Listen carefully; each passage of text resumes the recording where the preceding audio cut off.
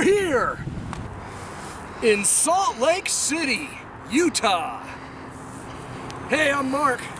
See something a little different? Yeah, no green screen. Right, we're outside, live, where we want to be, where we can do hands-on history. Hey, oh, what? You're still here? I thought we put you on the bus to Portland. Ah, oh, geez, Lou. Lights are on, no one's home. Hey, speaking of home, when we moved my family from California to Idaho in 2004, one of the first guys I met and I coached with and taught with, well, he was an LDS guy. That's Latter-day Saints, Mormons. His name was, we'll call him Dave. So, Dave helped me move into my house, moved all this furniture in. Good guy. Love the guy, right?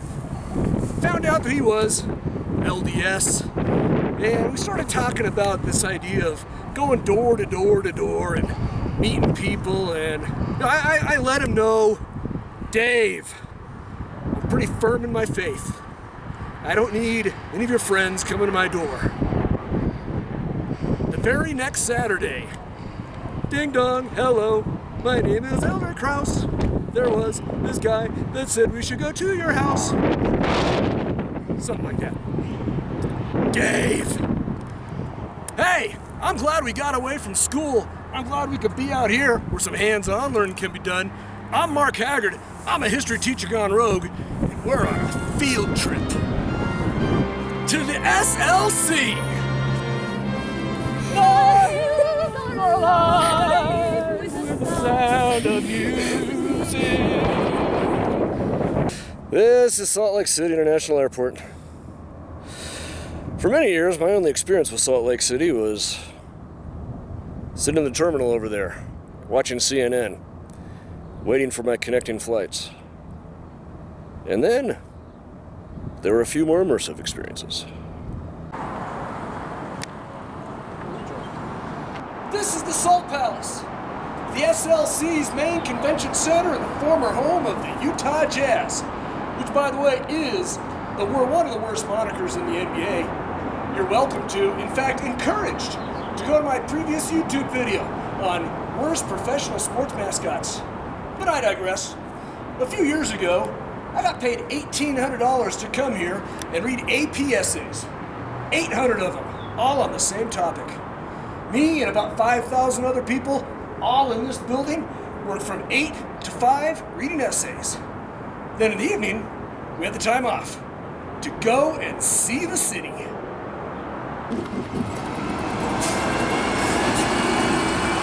Let's not get the wrong idea about the SLC. It's not all LDS. You get outside the city, Ogden, Orem, Provo, yeah, you better know the secret handshake.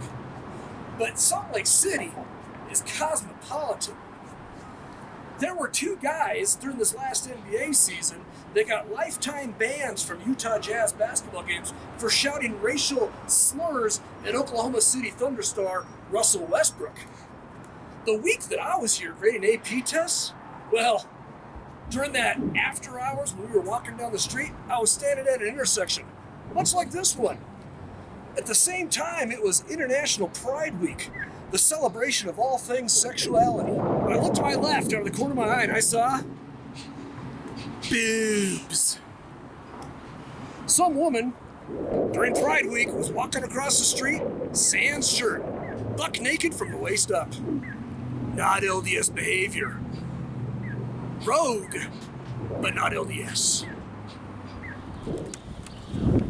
In spite of the city's progressiveness, the most visited part of the SLC has still got to be Temple Square. This is the main LDS temple. There are a number of temples around the world, but this is kind of the mothership. And in order to get in, you have to be Latter-day Saints in good standing, which we are not. So we're going to be out here. I mean, look at this.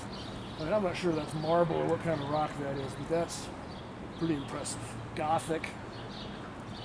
Like I said, if I can't say it enough, pretty amazing. You know, the Latter-day Saints They do their most important rites of their faith inside the temple. Marriages, baptism, baptism by proxy, and all those things occur in here. In fact, a friend of mine, Jerry, he was asked to be the best man for one of his friends in college. His friend was Latter-day Saints. So when they got to the temple for the wedding, Jerry got to sit in the waiting room. The best man, out in the waiting room. Oh well, he's Irish Catholic.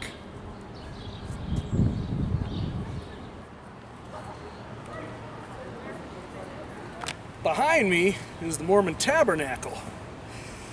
This is the home of the Mormon Tabernacle Choir. You know, I always thought there'd be a more beautiful building, something like the temple. But in this case here, it's function over form. See, they brought in one of the most intelligent people in terms of acoustics. Mind you, this is 1867, before the days of amplifiers. So this building seats 3,000 people, and it is built in such a way that the acoustics are set up so that the person inside the pulpit can drop a pin and everyone in that building can hear the pin drop. Like I said, home of the Mormon Tabernacle Choir. You know, when I was growing up, I was at one of our minor league baseball games in town, the Visalia Oaks. Trees are not intimidating. Anyway, I'm at a Visalia Oaks game, and the PA announcer comes on and he says, "And now, to honor America, please rise for the national anthem as sung by the Mormon Tabernacle Choir." I thought all 400 of them were going to come walking out of the third base dugout and singing us that way. It was on tape. Still impressive though. But I guess the Mormon Tabernacle Choir doesn't do California League Single A baseball games. They have won Grammys though.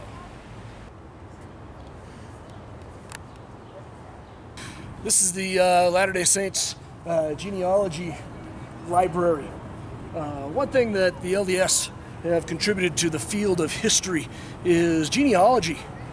The Latter-day Saints are highly invested in the study of genealogy. I mean, these are the people that bring you Ancestry.com.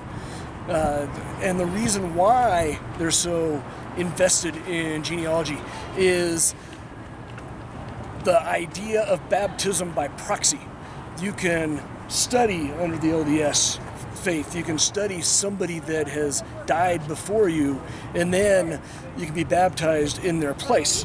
The foundation of this is found in 1 Corinthians 15:29. Like that? That's how President Trump does it. 1 Corinthians. So let's go. We got some saving to do. Now, you don't have to be a member in good standing to go into the genealogy library. I came up here during that week when I was doing the AP tests. The girl with no shirt on.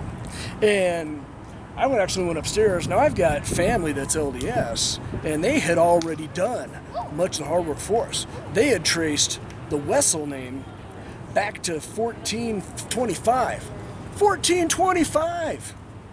That's rogue. J. Heinrich Wessel of Mecklenburg, Germany. 1425!